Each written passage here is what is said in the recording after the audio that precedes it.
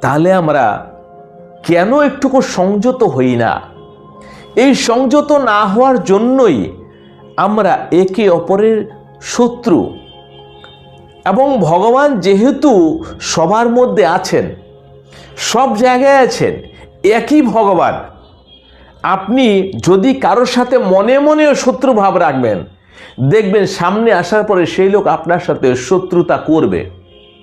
যদি আপনি মনে মনেও কাউকে ভালোবাসেন, সেই লোক সামনে আসার পরে দেখবেন সত্যি সত্যি সেও আপনাকে ভালোবাসে। আপনি কিন্তু তাকে বলেননি। এটার কারণটা কি জানেন? কেননা আপনার ভিতরে যিনি আছে তারই অংশ ওনার ভিতরে আছে। এই দুটো একই, শুধু দেহটা আলাদা হয়েছে। যেমন সূর্যদেব একই, আগুন একই, কিন্তু দেখুন গাছের মধ্যে যে কাঠ হয়, ডাল হয়, এতে আপনি আগুন জ্বালান, সে আগুনই জ্বলবে।